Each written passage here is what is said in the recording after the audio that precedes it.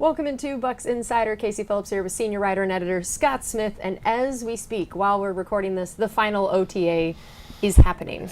Yeah. It's finally here, and which means next week is going to be the mandatory minicamp, which is always very fun. So for now, tell me a little bit about now that we are at the final OTA happening. What have we learned about it? What have we seen in terms of the team's participation, what they're working on, anything we can kind of glean from these sort of practices? You got to be happy with almost 100% attendance with a 90-man roster.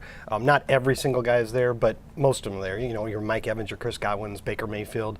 And, you know, it's voluntary. They don't have to be there. Now, I'm sure a lot of them see a lot of value in it, and they want to be here. And for Baker Mayfield, he was saying this attendance is really helping right now as you're trying to, on their side of the ball, get a new offense installed. So they're all learning it together. And the whole point, we've said it before, the whole point of the OTAs is to install as much as you can, especially if it's a new offense or a new defense, so that when you get to training camp, you hit the ground running and you don't have to install then. You can really start, you know, honing those plays. And so that's what they're trying to get as the foundation right now, and it's going well, according to Baker.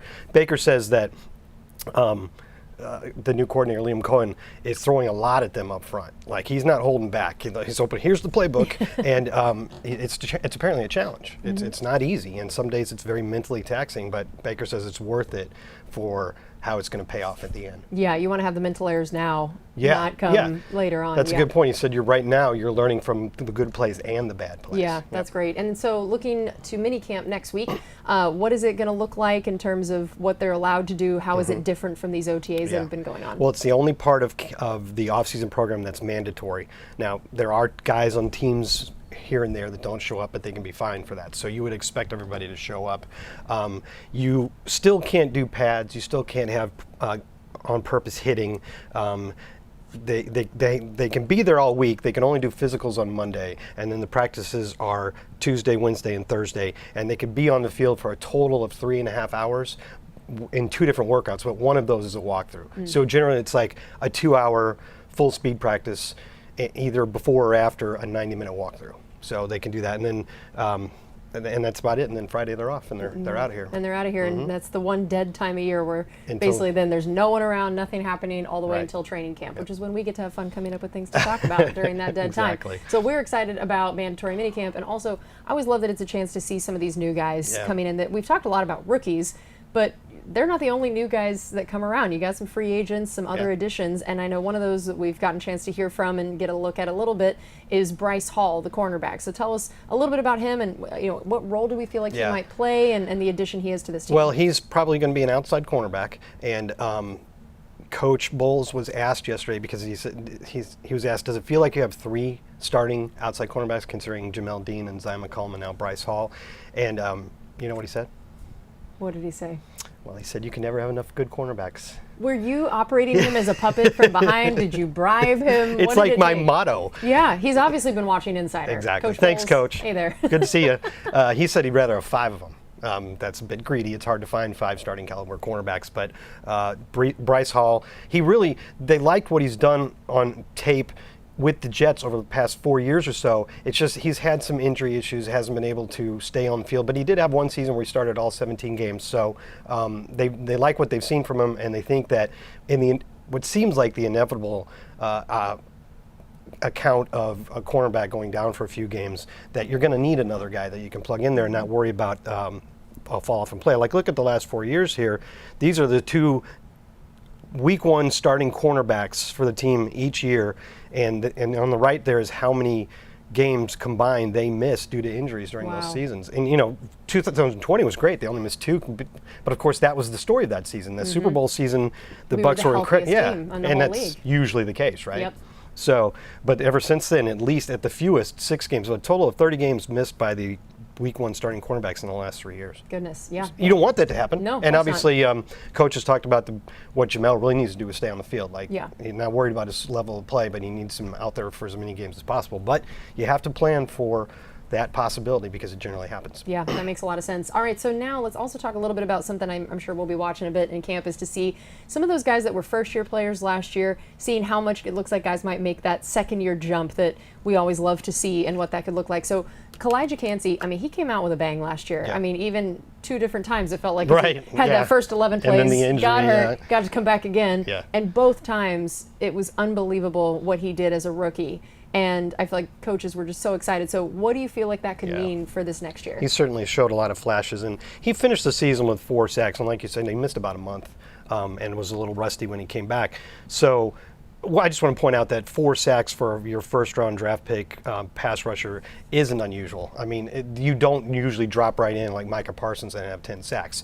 Warren Sapp had 3 sacks in his rookie season. Leroy Selman had 5. Gerald McCoy had 3. It's not a sign that it didn't work out. And you could see, obviously, a lot of flashes that make you think he's really going to be a special interior pass rusher. And what he says he's working on is a lot of little details, like his hand placement, keeping his feet moving, not letting his feet stop, stuff like that. And he says if you can get all those little things right, it'll add up. The way he put it was, that adds up to the big thing, which is more sacks, which is what we all want. Yeah, that's going to be interesting to watch. And then, we talked about, again, new people we're keeping an eye on.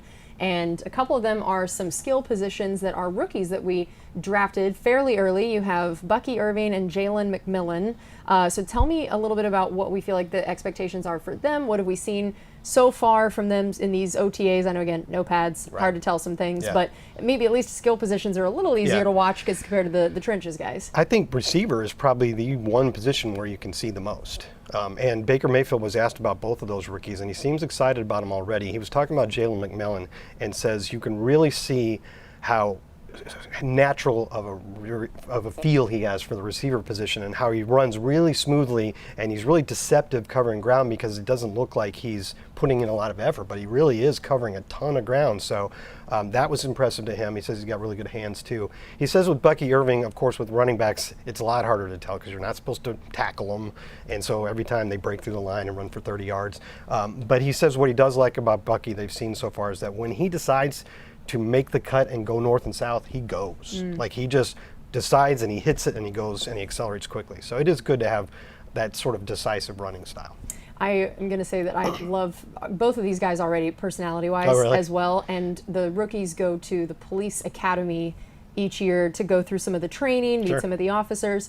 And Bucky was the first to volunteer for the first activity. Then on another activity, the whole team volunteered him. That you can tell he is one of the favorite personalities as well, which is great. And I was thinking about how wonderful for a guy like Jalen McMillan that he's getting to room with his fellow Washington Husky, Devin Culp, and then there's all these Huskies already here. 5 of them, right? It's unbelievable. Maybe even 6. Yeah, I think it might be 6 at this point.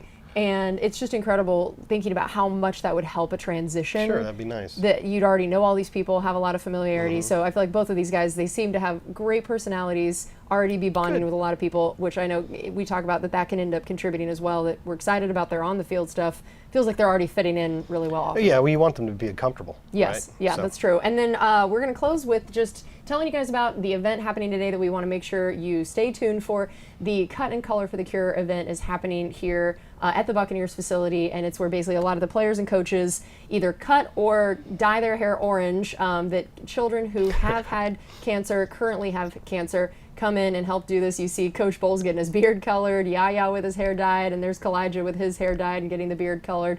So that is happening today, and we just, of course, encourage everybody to donate to that incredible cause, and it's just going to be a really fun thing to watch, so we want to make sure everybody contributes to that. And I'm just going to tell a little story that I got to walk in their gala that fundraises with this sweet little girl named Skyla, who's also going to be here today. She wants to be a sports reporter. Oh, boy. So at their gala, they have kids walk with people that do what they wanted, what they want to do. So I got to walk with her, which was great. And Kalijah was there, and he walked with a young man named Tucker who wants to be a football player. Wow. So we were backstage, and I decided to introduce Skyla to Kalijah. I told him what she wanted to do, and I thought he'd just be like, oh, hey, great to meet you, cool. And so he was like, all right, let's do our first interview. And he helped her. She was a little nervous. Of course. And he took the mic and asked her a question, and then gave her the mic and let her ask it back. Good. And I just wanted to say shout out to Kalijah, because he was so great, and she was thrilled, and she was running over to her parents. I've got to do my first interview. So I really just wanted to give that shout out to Kalijah for going above and beyond meeting her. And it's a backstage thing. No one saw, no one knows about it, so I just wanted to make sure. Well, maybe she'll be a reporter by the time he's going into the Hall of Fame. That's right. Oh, well, that would be a great story. We need to make this happen now. All right, I saw in that graphic that this is the 10th year of that event. Yeah. It's a great event, and it's been going on for a long time, and it gets bigger every year, right? Yeah, and the Bucs have raised so much money for it. It's something that we're very near and dear to our hearts. So we just want to let everybody know about that. And again, stay tuned for all the amazing photos of the shaved and colored heads and beards today, which is going to be great. That's going to do it for us on this edition of Buccaneers Insider. We'll see you next time.